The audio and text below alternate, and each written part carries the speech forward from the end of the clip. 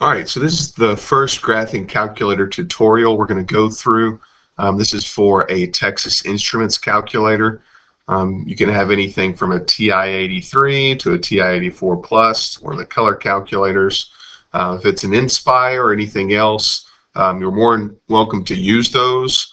But I don't know a lot about those calculators, so these are tutorials just for the Texas Instruments calculators. First thing I would encourage you to do if you're unfamiliar with using the calculator is to go ahead and let's reset the calculator's memory. So if your calculator's got a weird setting on it and you don't know how to fix it, resetting the calculator's memory will always fix that. So that's second plus sign, and then we're going to hit 7 for reset, or you can scroll all the way down. All RAM, and then number 2 for reset.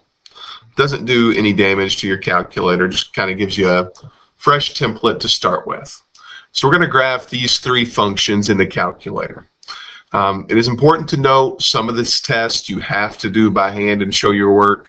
So the calculator is just another tool, kind of your tool bag to help you with certain portions of the test. But some of the tests you have to do without the calculator. So we're going to go to y equals in the top left corner, and we're going to start by typing in that fraction 1/2. A lot of the newer calculators have this tool. If you press alpha and then y equals in the top left corner, and then choose number 1 for numerator over denominator, it can help you type in any fraction. This is a really useful tool. If you've got an older calculator, it may not have that feature. And then we're going to type in the absolute value symbols. To get that, we're going to press the math key. And then we're going to scroll to the right to where it says num. And then we're going to choose abs. Again, if you have an older calculator, it's going to say abs and a parenthesis. That's fine. You'll just have to make sure you remember to close your parenthesis here in a second. We're going to type in x plus 4. And then hit the right arrow key to get outside of the absolute value. Make sure you hit the minus sign for -3 instead of this negative key. And now we graph, we get this. We obviously don't want to just graph that freehand. We want to get some actual table of values points. So we need to get the table, we need to hit second graph. And it's going to give us this big table. Now here's where just knowing how to use the calculator is not going to be helpful, because we need to graph the vertex. That has to be one of the points we graph. So to get the vertex, we can kind of see it from the graph where it's going to be, but we also know that a +4 on the inside is going to shift the vertex from the origin left 4, and a -3 on the outside is going to shift the vertex down 3.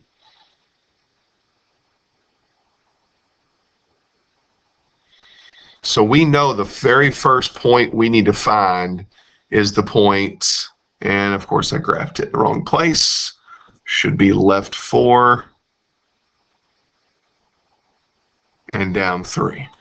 So that is at the point. If we scroll up in our table, we can see that point, -4, -3. And then we probably want to pick a whole number point, at least 1 to the left and at least 1 to the right of the vertex. So I'm also going to graph the point -6, -2.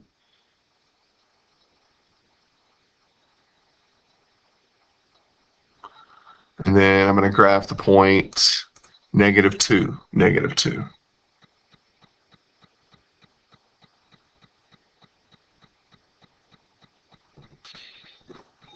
And then we connect those dots, and there's our function.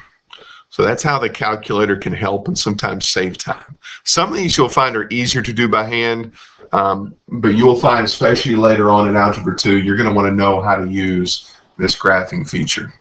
So let's type in number 2. I'm going to start by going to alpha y equals, and then choosing number 1. There's a lot of different ways to use some of these features. You may know a different way that may be quicker for you. That is absolutely okay.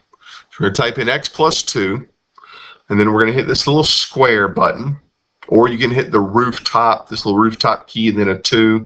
This one's just easier, just to hit the X squared button. It'll square it, and then -1. Graph it. There's the basic shape. We should have been able to guess already basically what it was going to look at before we hit graph. But the same thing here. We need to figure out where the vertex is before we look at the table. So the vertex is normally at 0, 0 for the parent, but it's been shifted down 1, -1 on the outside, and it's been shifted left 2 because of the +2 on the inside. So that tells me the vertex is at the point -2, -1. So when we hit second graph, yep, there it is, -2, -1. And then same thing, we want to pick at least 1 point to the left, or in this case in the table it's vertical from there, -4, 0. But when we actually graph it, it's to the left of that parabola. And it looks like it goes through the origin 0, 0. Of course, we can get more points. As for 5 points, graph another one, -6, 3. And then we can scroll down to find that other point, 2, 3. And you can graph the fractions. It just sometimes gets a little tricky. It may show up as decimals in the Y column there instead of fractions. That's okay. Then we're going to connect the dots. Make sure this is a U-shaped graph. It's got a little bit of curve on the bottom. And there's our basic shape. And the last one, we're going to go back to y equals, clear the other one out. We're going to hit the negative sign here instead of the minus key. If you get an error message, that's a lot of times what it is. And then hit second x squared will give you this square root symbol.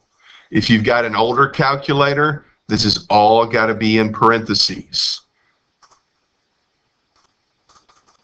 Newer calculators, you can leave them in there if you want. You don't have to have them. To hit the right arrow key to get outside of the radical. Notice how when you're on the inside, you can see that horizontal bar across the top. We hit the right arrow key, and then here we're going to hit -1. Again, if you use the wrong symbol, either minus or negative symbol, you're going to get an error message when you graph this. So there's the graph. Again, the important thing here is we get that there's not a vertex, but that very initial point, we want to make sure we get that. And we can use our shift rules probably to find that easiest.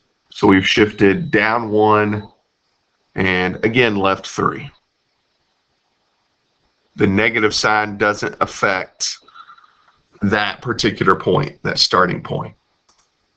But then second graph will take us back to the table. You can see we've got -3, -1 that shows up, and then up here it's a bunch of error messages because the domain does not exist. To the left of -3, so we want to pick some other whole number points. -2, -2. We want to at least get 3 points, more if we can. It's like 1, -3.